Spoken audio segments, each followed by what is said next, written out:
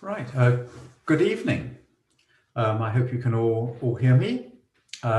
So welcome to the IRDR monthly seminar. See, this seminar is the last of term, and following the seminar will be the Xmas party. Now, this is all going to be online, and you would have received, the staff, the students will have received a separate invitation to that. So do hope to see you join us for the Xmas party at the end. I would just say I'm delighted to welcome our speaker for this evening. It's Bijay Kumar, who is the Executive Director of the Global Network of Civil Society Organizations for Disaster Reduction, or GNDR. So we're really pleased to have Bijay here. He has a long track record in humanitarian development work, particularly in disastrous reduction. He has considerable expertise in leading and managing civil society organizations and networks, going through hands-on experience and working in Africa, Europe, South Asia, Southeast Asia. And he is a strong advocate of the shifting power from the international systems to community-led capacities, preparedness and response, facilitated, of course, by local organizations. He is also a passionate promoter of human rights and people power, both in policy advocacy and implementation. So Bijay will speak for a period, and then we'll pause, give you a chance to ask some questions. Do use the Q&A function on Zoom to do that. If you're watching on YouTube, you can type it into the YouTube channel, and they'll be transferred here, so we can ask Bijay those questions. And of course, as soon as you think of a question, you can just put it up in the Q&A. You don't have to actually wait for the break in that sense. And also, any trouble, any point of clarification you need, again, don't feel shy. Just ask it in the Q&A. And with that, I'd like to invite Bijay to start his monthly seminar, views from the front line, and also talking about the GNDR global strategy. So thank you, Bijay. Over to you. Thanks, Peter. Good evening, everybody. It's a real privilege to interact with all of you. I've been always aspiring to be part of UCL, but I never could manage to study here. It's a privilege always to be interacting with all of you. What I'll do, my presentation is done in two parts. The first part, I will share the strategy, the global strategy that was launched this year, and then we'll have some time to discuss, address some of the questions you might have. Then I'll go to the second part, where I'll pick up only one example of getting the views from the front line, from the communities, and using it for the policies and influencing the policies and practices. My mother tongue is not English. I'll try my best to speak slowly, but if you have any questions, if you don't hear me clearly, please ask me to stop. I will actually look at the chat box. Can somebody please confirm that you can see my PowerPoint? Yes, we can see it. Thank you. Brilliant.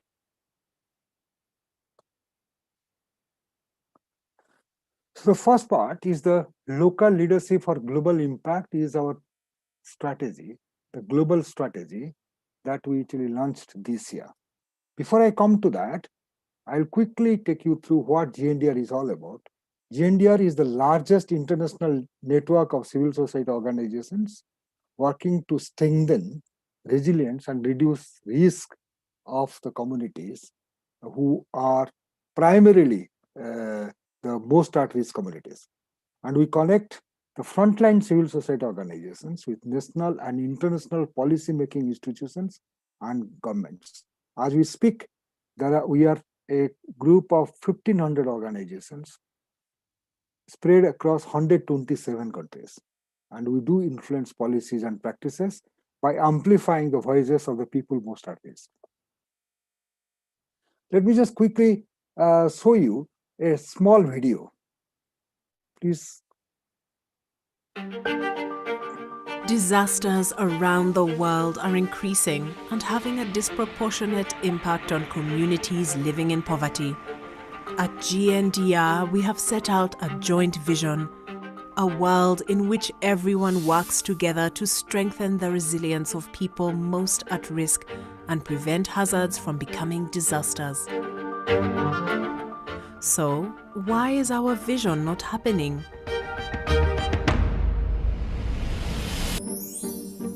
Governments try to prevent disasters, but often they don't take into account local realities of communities most at risk of disasters. While civil society organizations try to support communities to show their realities, the space to get their voices heard is shrinking. If communities aren't heard, development initiatives such as building homes, designing school curricula, or planning local healthcare often fail to consider possible disasters, increasing risks inside communities. Development choices create risk, but also opportunities to build resilience if approaches are risk-informed by the people most at risk. Therefore, when developing our new strategy, Local Leadership for Global Impact, GNDR members believed that together we can change things. If civil society organizations partner to amplify local voices and civic space is widened so decision makers can hear local disaster realities. If local actors get to decide their priorities to strengthen resilience and receive the resources they need. And if proposed development projects take into account the whole range of threats for local communities most at risk. To make these fundamental changes, GNDR members agreed that in the next 5 years, we will work with all of society towards 3 goals. Goal number 1, GNDR will strengthen the collaboration, mobilization, and solidarity of civil society organizations. This requires civil society to recognize the benefit of collaboration over competition, to learn how to collaborate, and to be held to account to collaborate. Goal number 2, GNDR will champion a localization movement. This needs governments and international NGOs to believe local civil society should lead decision-making around disaster risk reduction. For us, this means to give local actors the power to decide how to strengthen their own resilience. Goal number 3, GNDR will strive for risk-informed development. Governments must take into account the disaster risks faced by communities and actively minimize the risks when designing and delivering development projects. In the next 5 years, GNDR members will create and apply evidence-based knowledge around 6 interconnected drivers of risk, ensuring all actors, not just DRR practitioners, know their responsibilities and roles. What is your role going to be? If you share our vision, get in touch to find and share solutions for these complex risk challenges. Just to quickly take you through, repeat what has been said in the video. Our vision is to build a world in which everyone works together to strengthen the resilience of people most at risk and prevent the hazards becoming disasters. And these are 3 goals. We're talking of strengthening the collaboration, solidarity, and mobilization of civil society organizations. We're talking of championing a localization movement. We're talking of striving for risk-informed development. Here, there's 2 words that have been used. So let me just actually underline this. Resilience, what we mean, we are picking up the UNDR definition, the ability of a system, community, or society exposed to hazards to resist, observe, accommodate, adapt to, transform, and recover from the effects of hazard in a timely and efficient manner, including through the preservation, restoration, or of its essential basic structures and functions through risk management. But what we are trying to say, it is not resilience is not only actually coming back where you were, but also driving forward or moving forward, striving, using the opportunity of crisis to transform the social relationships. There's other thing that has been used is the risk that we are talking of. That's the primary thing that we have been pushing for a risk-informed development, where we use risk to mean as a potential for adverse impacts on lives, livelihood, and assets of the people. Risk is determined by the threats people face, their vulnerability, and their capacities. And I'm sure all of you will be very familiar with these terms.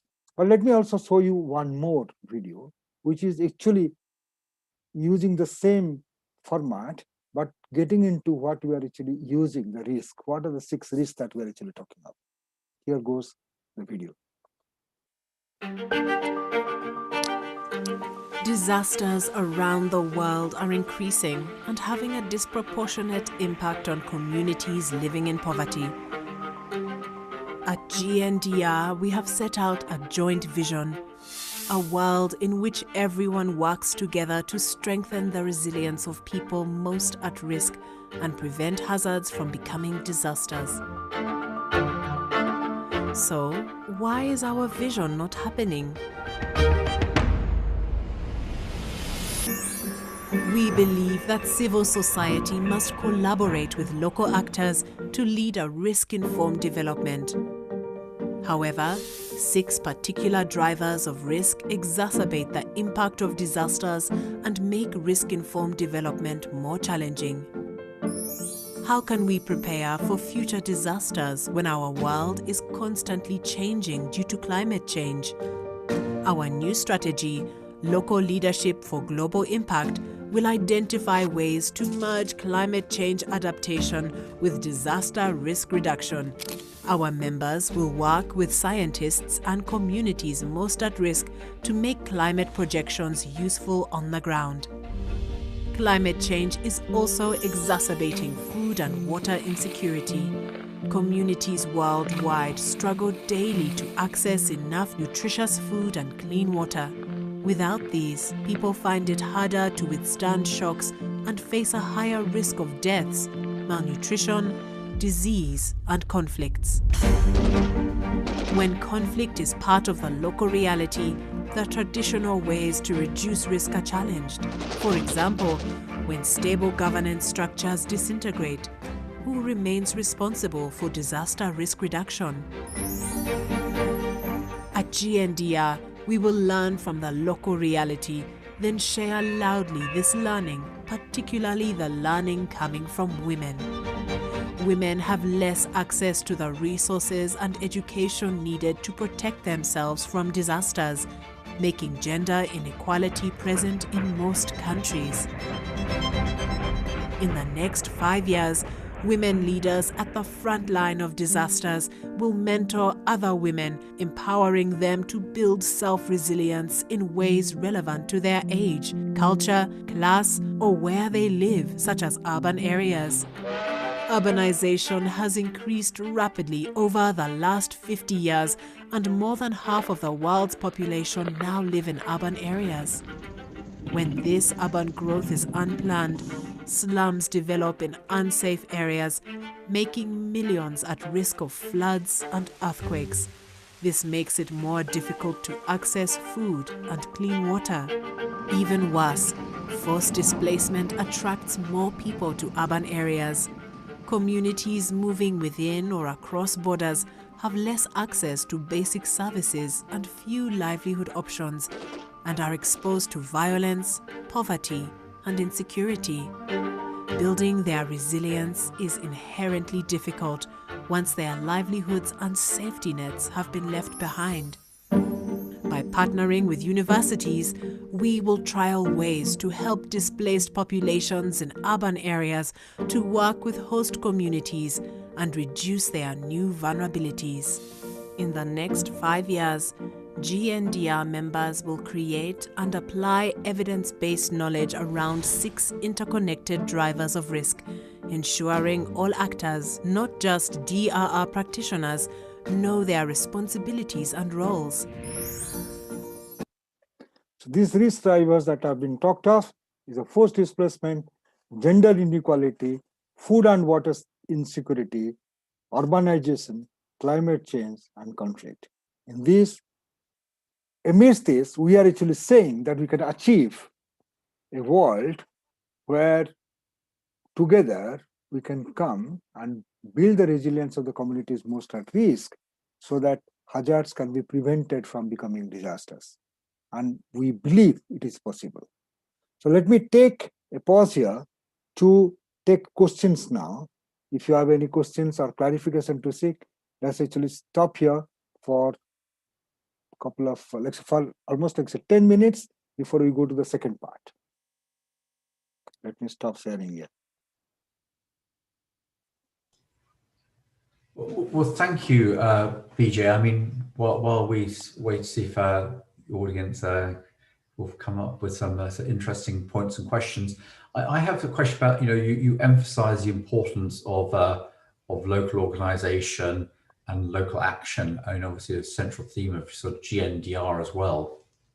Just wonder what you think about the reaction of the UK government to the COVID-19 crisis, and actually, far rather than choosing a local response, that their initial response was very centrally controlled, large central laboratories. Why do you think it went down that route when probably as practitioners that we know a locally based solution can often be a lot more effective in disasters? So thanks a lot, Peter. It's a fantastic question that you asked. And that is what we need to actually understand.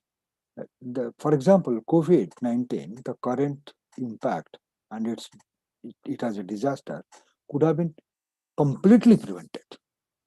That is the first point that I would like to say. At one point of time when we started with, so we are struggling as to, because this is a new virus, we didn't know anything, and we didn't know how to actually react. But we did know we had the capacity. We didn't. If we would have been told in advance by China, perhaps we would have prepared ourselves better. If we would have known even from Italy, and we would have acknowledged that things are actually going to be that bad for UK, then we could have prepared ourselves. Now, what has been the response?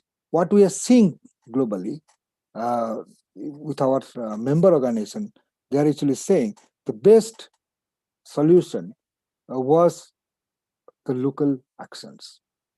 Because the fact is, even if the pandemic is global, has been global, but the impact is very, very local. And the response is local as well. So the local response in terms of taking care of the people who are impacted, in terms of preventing, in terms of getting the information out, and that has been critical. Now, if we look at it, when we are talking of GNDR definition of localization doesn't mean north and south locals. It doesn't have a northern or southern context. We're actually talking of local across. Just imagine what have been the context in UK. The local realities have actually informed UK's decision. If we would not have taken, we realized in UK very soon that the impact is disproportionately impacting the people. The people who are poorer communities are disproportionately impacted. The people who are more vulnerable, elderly, they are disproportionately impacted. We could see that. So the local actions could actually help that. Now, local actions by itself is not a solution for anything. So local actions need to be linked globally.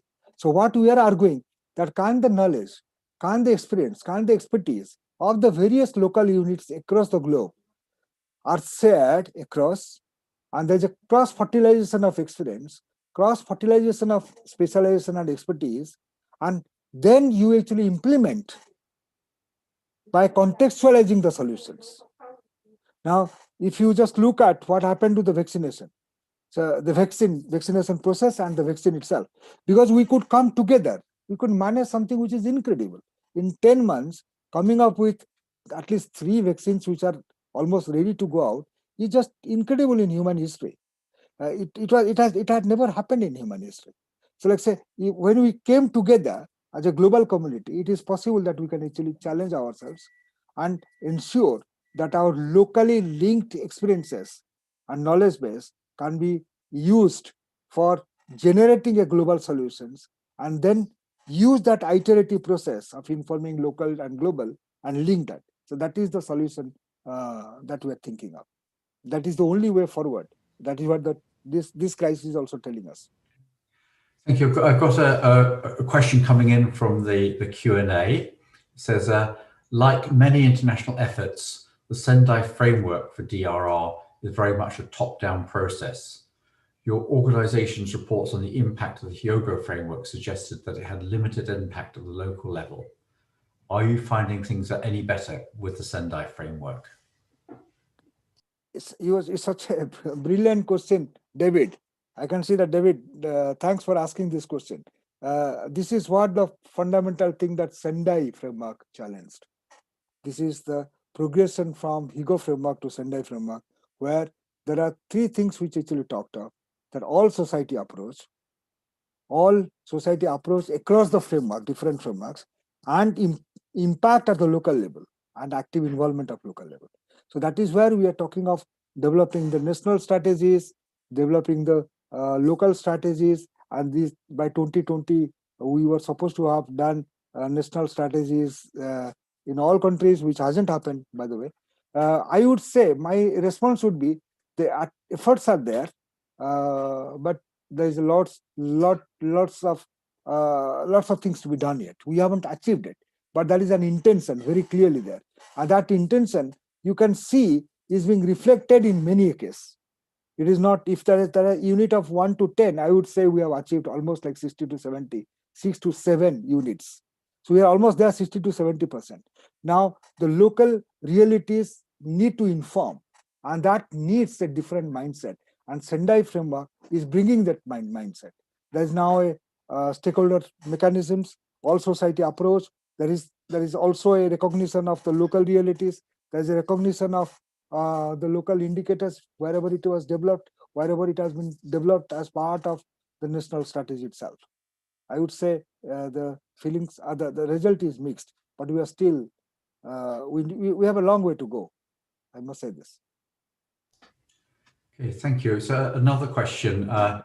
You mentioned that there are 100 plus organizations part of GNDR. Are any donors part of the group as members?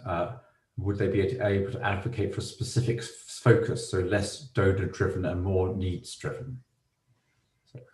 Let's say you are so right. We are currently 1,500 members from across 127 countries, 1500. But our basic qualification to become a member of GNDR is that you have to be a civil society organization. You have to be registered as a local or international NGO. So that actually keeps the donors out, and that also keeps the academics out as well. So let's say what we do, we still have lots of members from academics, for example, who are our associate members. They're not affiliate members, they're not the core members of GNDR, but they're still the members of GNDR whom we call as associate members. And donors, we have partners. So they are the partners. Now we have quite a bit of discussion with the donors, and we do challenge the donor to change their policies. We do influence the donors' thinking and actions as well. And some of the things which have already resulted in changing some of the perspective of some of the donors. Thank you. And another question, maybe this should be the final question before you move on, but it says, sometimes so-called development actually creates risk. For example, a large-scale mega project may displace people, but such mega projects are supported by governments and large corporations. Do any of your 1,500 partners actively advocate against such projects and against the corrupt practices that may link government approval and the corporations? Does GNDR amplify such oppositional voices? We do. Our argument is the risk-informed development should be fundamental. The risk analysis from the perspective of the communities most at risk must be fundamental in anything and everything that you are doing. That is what is basic argument that we are putting forward. And we recognize that there are projects, there are mega multinational projects which creates lots of problems. There are many of them. There are many. And we do take sides with the organizations who are actually raising these questions, be it the flower farm in Africa, be it mining industries in India, uh, be it oil industries in part of Bangladesh, be it the timber smuggling in part of Latin America. We do stand with them. But I must say that at this point of time, our expression of solidarity is much more with a set of an intention rather than active participation at this point of time from all members. But few members who are active, we as the network secretariat, we actually support them, stand with them, and we in solidarity with them. But we need to do more of that. We haven't uh, integrated that as a mainstream approach within GNDR as a network. But that is Okay, what we are thank saying you. in the new strategy. Thank you. So that's the end of the questions for now. So Thanks, Peter. Thanks a lot. Let me go to the second part. What I'll do, I'll actually take one example. I'll take just one example of how we take the views. Can you see? Can you see my screen? Not yet, yeah? Yes, we can see your screen. Okay.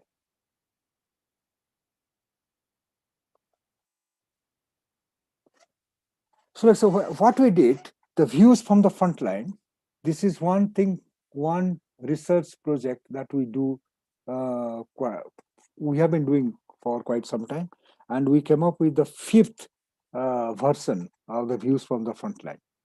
What we do, that actually we collect the information or the perspective of the communities most at risk, the local civil society organizations, as well as the local authorities. This time, the 2019 views from the front line, we actually already talked to 100,000 people from 43 countries, and they are the most disaster-prone countries. I'll come to that, how we actually choose them. And then we actually came up with the 9 conclusions globally. So what I will do here, I'll actually take you through the methodology that we used and perhaps touch upon 2 or 3 conclusions that we found, and I will encourage you to go to our the views from the frontline 9 conclusion reports. So what we actually, the methodology, the way we selected, the 50 countries were selected based on their risk profile, the human development index and country profile, high, medium or low income states. A purposeful sampling, or what we call a purposive sampling of 15 communities, was drawn from each country by statisticians, which were to be included in each country for the VFL data survey. These 15 communities would represent the country. Therefore, a methodology was developed to come up with communities most at risk. And step 1 was to map the vulnerabilities of the communities. Those included socioeconomic vulnerabilities, physical vulnerabilities, so-called vulnerability to natural disasters, environmental disasters, political disaster like conflict. And step 2, then we actually mapped out the exposure of these communities to the various forms of hazards. So based on the above, a maximum of 4 risk areas were chosen. This was also dependent on the size of the country. So methodology of the selection of the communities most at risk used the way I just shared that with you. The next step was to identify 15 communities in these risk areas. These risk areas were selected based on where most vulnerable communities are located. It represented multi-hazard environment. There was urban-rural mix, and it was a balance where there have been previous DRR interventions and where there have been less interventions in the past, and be a balance of where there are active and inactive governments. Then step number 4, the sample size of each country was determined as under: local government surveyed 10 in each community, civil society surveyed 10 in each community, random household survey between 40 to 133, and community consultation with five groups, focus groups with person with disability and women. So now, using this methodology, then we actually did this exercise of collecting the views from the frontline last year, that's 2019. Then we came up with the 9 conclusions. 9 conclusions were drawn from almost 60 odd conclusions which were actually were coming out from each country. So we came up with a national report, and then from the national report we came up with a global report to the 9 conclusions. So the 9 conclusions were the complex threats need integrated solutions. That's one conclusion. The community was excluded. So unless you bring the communities and included them in the planning processes, is not going to work. Like what the question was, that whether the local communities are primarily given their prominence. Poor planning of participation of the communities most at risk. Responsibilities are not appointed. So the government is having people who are responsible for doing a particular work, but they are not necessarily, it's not a full-time job for them.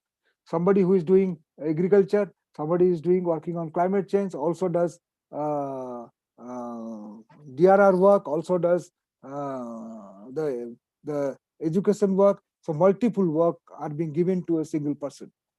There is an information gap in terms of what goes to the communities that we actually talked of. The risk awareness, the government risk awareness was one of the key things that actually we talked of in Sendai framework, but there is still an information gap. Absence of local funding, that was one of the critical things which was highlighted. And lost voices.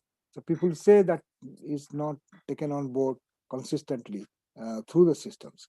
And development is not risk informed, which has been already said, that some of the development work creates risk, and those development work is not risk informed. And we have seen many impact of that, where the risk informed development is not taken into account.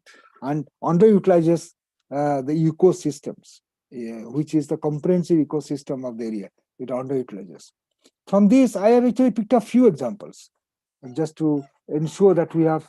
I will encourage you to go to this report, the views from the frontline, and I will encourage you to go through this report completely. But I have picked up only few examples for you to actually take note of. One is the community exclusion. Now, the people most at risk of being hit by a disaster aren't involved in the decision-making process. It's not new, but we wanted to see whether there is any improvement, because the government, but the states and the international agreements are committing, and it is saying that that is what they want to do. But the fact is that many communities don't feel that the local governments include them in the assessment of the threats, or they are not included in preparing policies, plans, and actions. And that results in not taking action to reduce risk. The local government sometimes provides me with food, but there is no community inclusion in the plans and budget. Just this is a typical example, a statement from Adri, one of the community members in Kampala in Uganda. Now, for example, only 16% of the people at risk feel included in assessing threats, preparing policies and plans, and taking action to reduce threats. Let me just give you examples of 2 countries. 82% in Pakistan, the people who were actually contacted, 82% of the people with disabilities, and 90% of women said they had never been included in a risk governance process.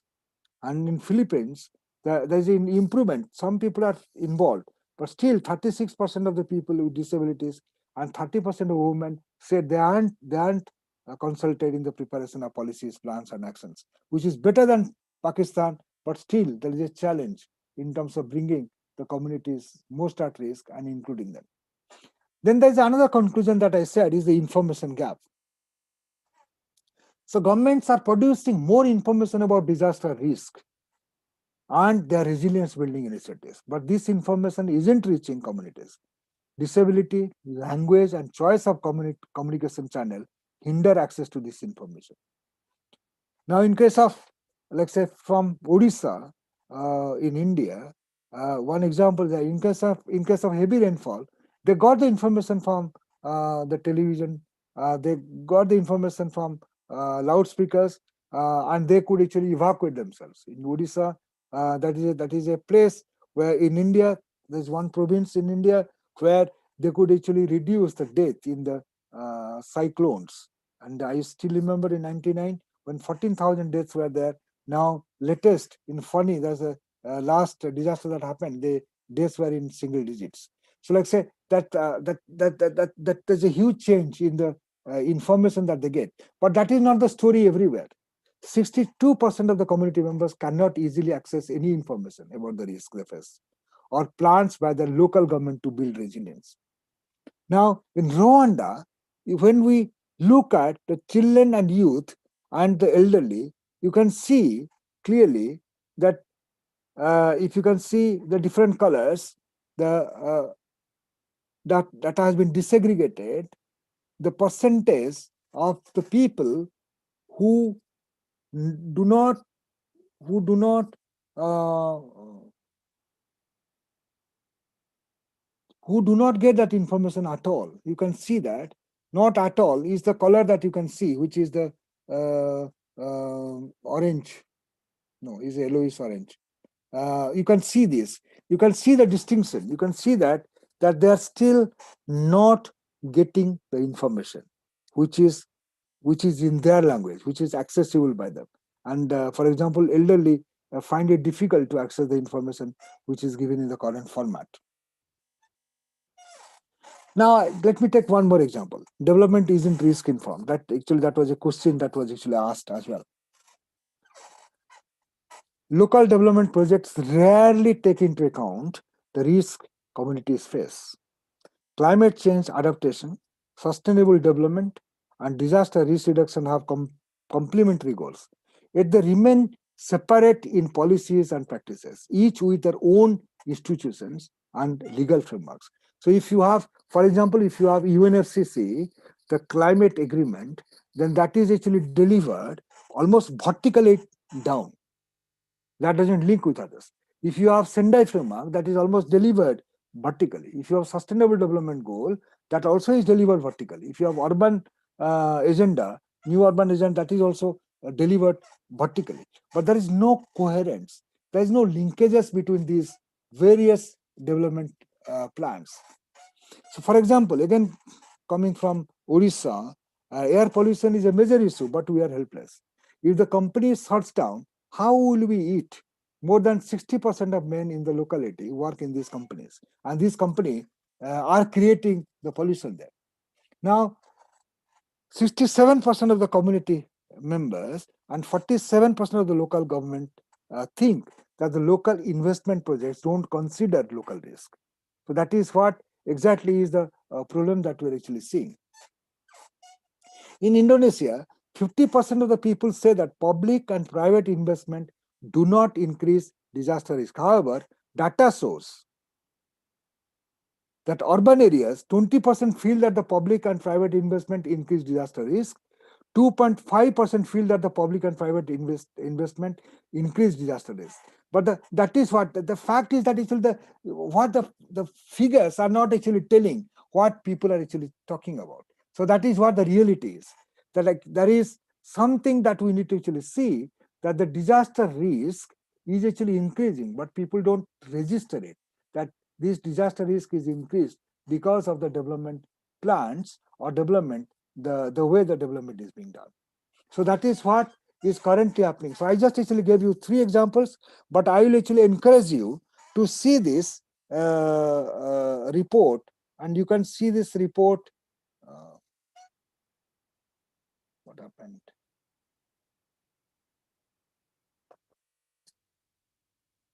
You can see this report.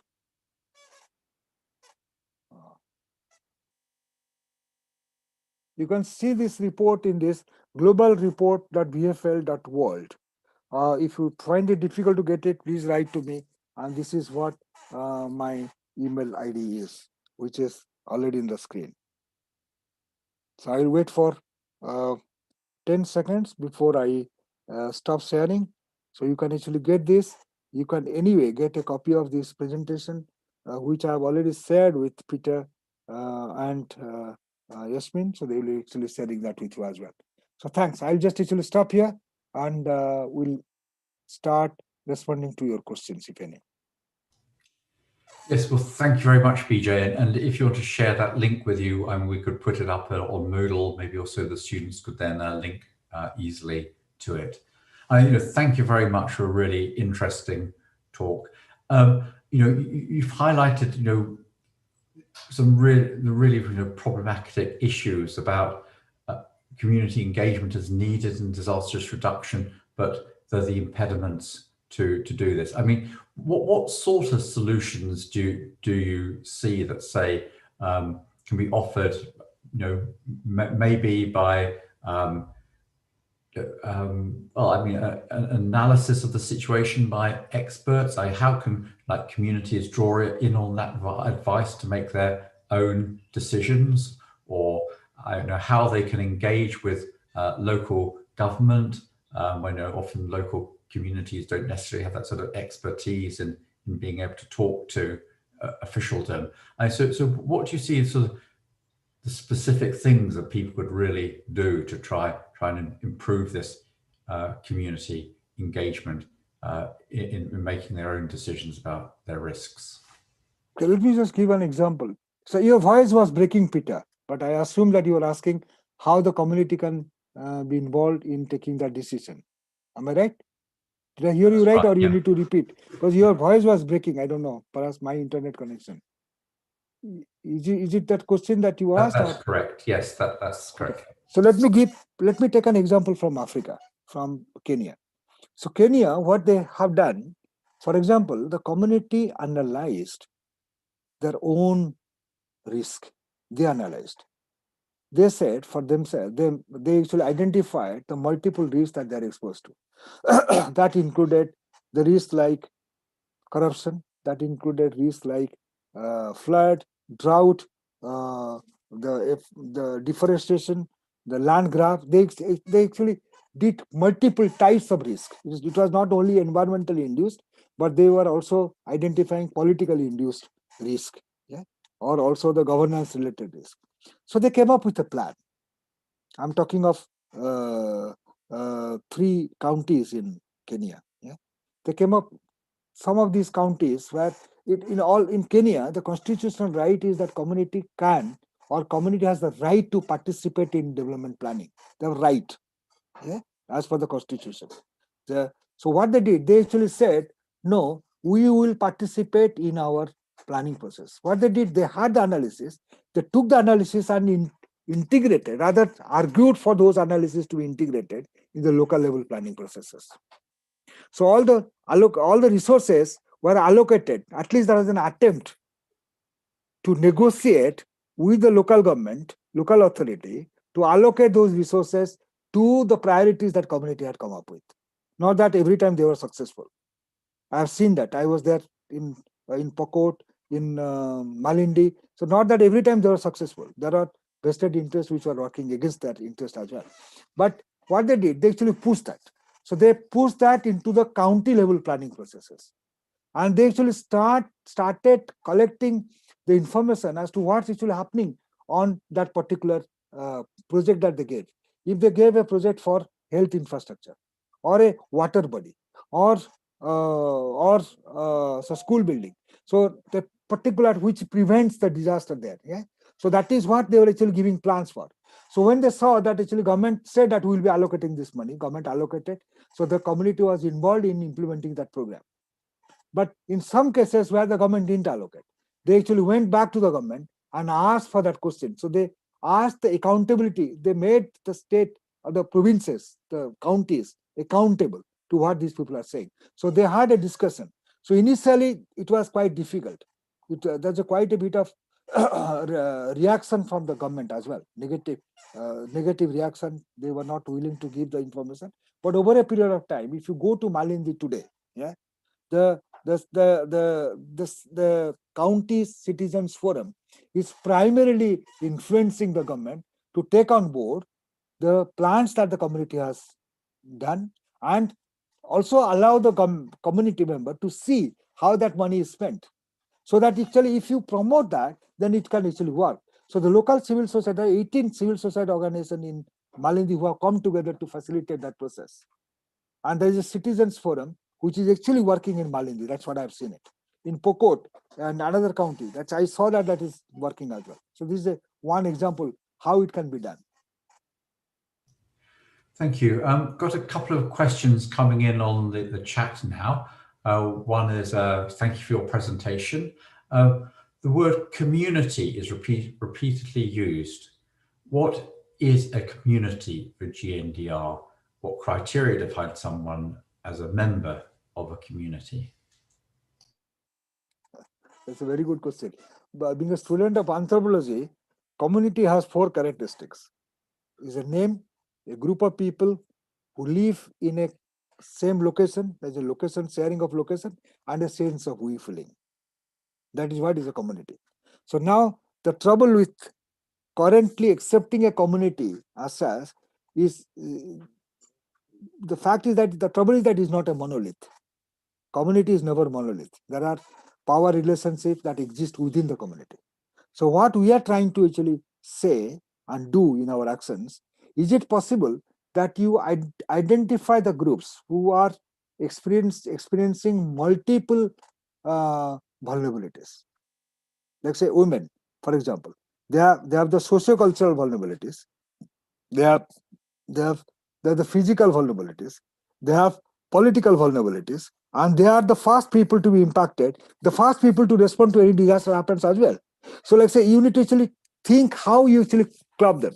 So elderly, person with disabilities. So they are the different groups, vulnerable groups that you can club them. But in my understanding, community as a monolith, taking that might not be most appropriate when you are actually doing an analysis that has to be unpacked from the perspective of the members who are most at risk.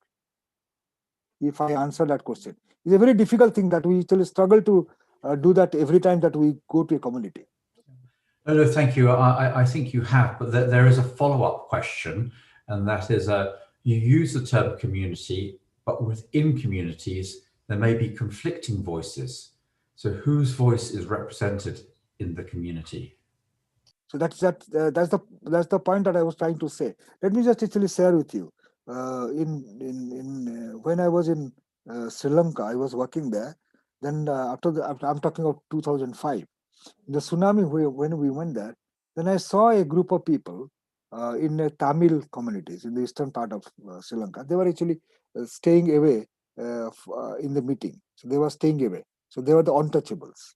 They were the Hindus and untouchables, like what you find in India as well. They're the caste groups.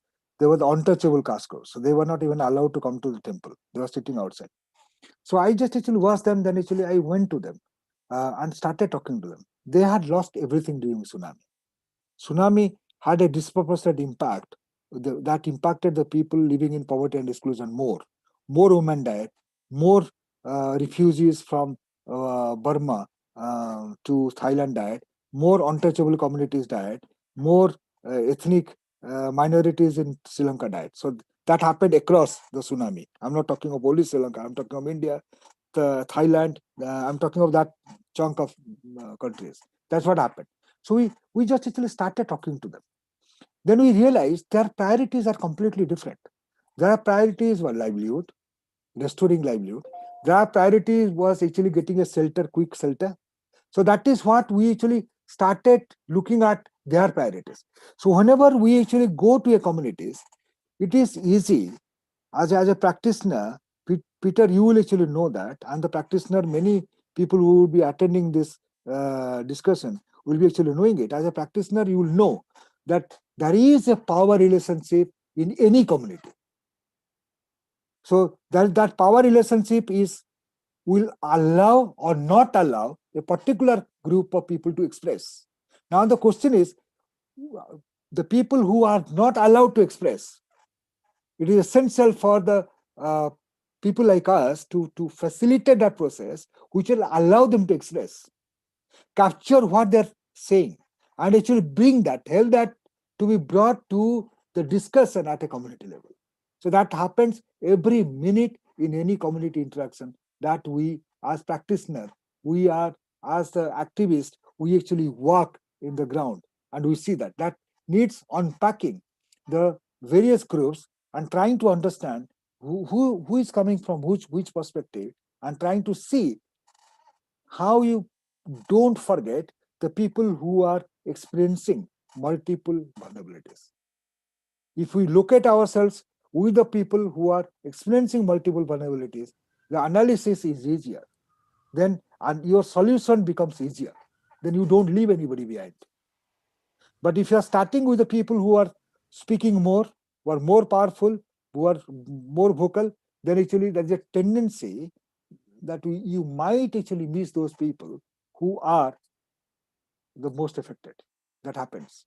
So if we want to prevent a disaster, prevent a hazard becoming disaster, then we should learn to listen to those voices who have been experiencing the disaster itself, who have been most vulnerable. We have to actually identify them and talk to them. That's all happens whenever we are talking about community mobilization.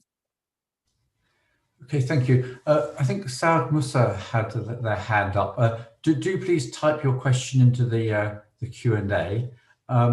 In the meantime, there's another question here saying, we have many students wanting to careers in DRR. What advice do you have for them entering the market, the career market?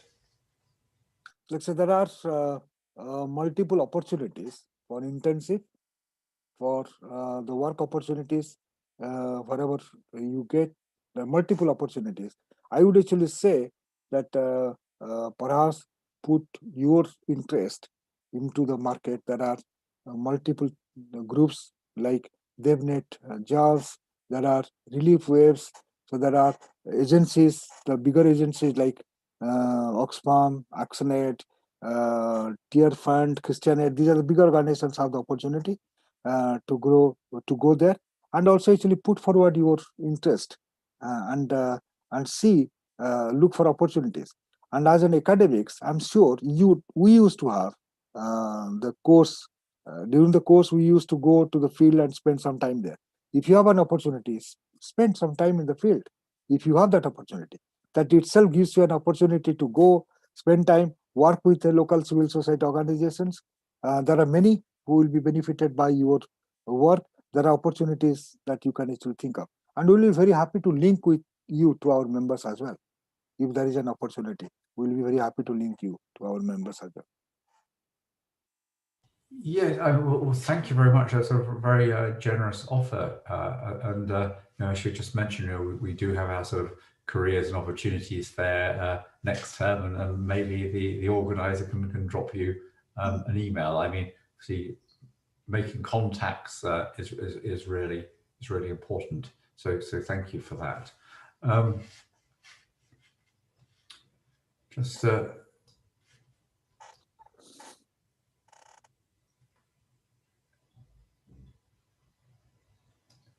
Right, so there don't seem to be any more questions coming in, actually. Sorry, say that.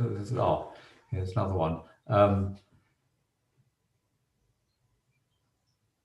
So how do you ensure that communities in the countries that you are not part of, how do you ensure that communities in the countries that are not part of your network also benefit from your work? So, for example, the views from the Frontline is a typical example. So we put that, which is accessible to everybody. So this put in the website. And now the digital world is much easier for the digital world to use many of the things. For example, the VFL methodology was used in New Zealand. Some of the agencies in New Zealand actually used views from the Frontline methodology, and we are not there in New Zealand. And also, like say, the other things that we came up with, I'll actually encourage you to actually look at 2 cookbooks. We call them cookbook, where you can find, the one is on community-based disaster risk management.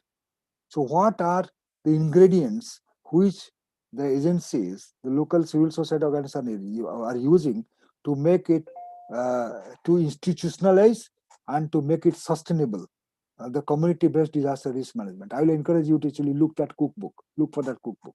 It has ingredients and it has the experiences from 76 countries. Yeah, so that will be very useful for you to actually look at. That's the other one that I will actually encourage you to see is another cookbook on coherence. The civil society organization promoting coherence.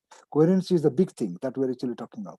Where the argument is that when we are talking of coherence, because coherence is so fundamental now, there are so many vertical agreements. The global agreements are almost going vertical. Like say the humanitarian, the agenda for humanity, which was signed in 2016, the UNFCCC in Paris Convention in 2015, Sendai 2015. Then you have Grand Bargain as part of the agenda for humanity. Then you have New Urban Agenda. All these are vertically implemented.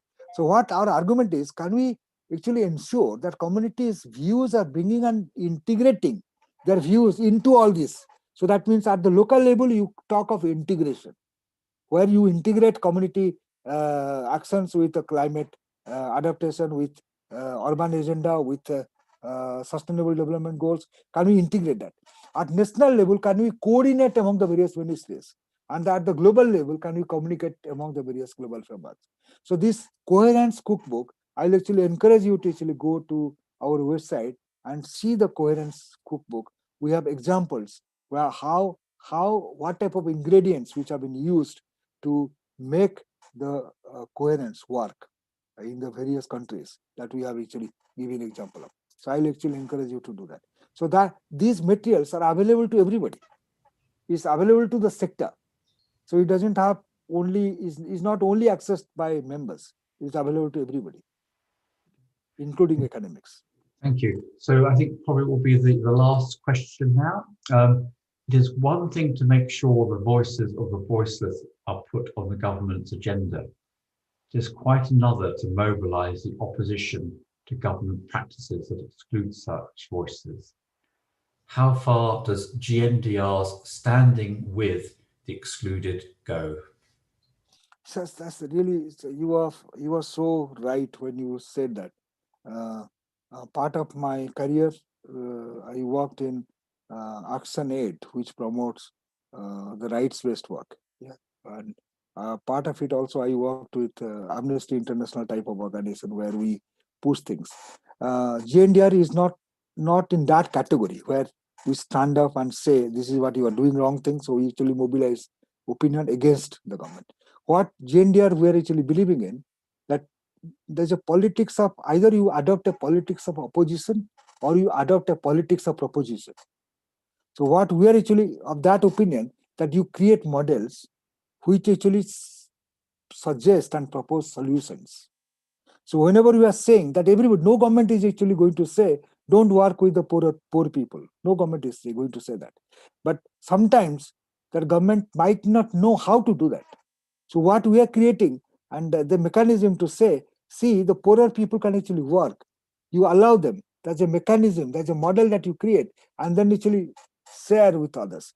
Yes, but there are some excluded groups who are primarily the victim of or the survivor of the violence by the state itself. So that group, you find it actually difficult to work with them.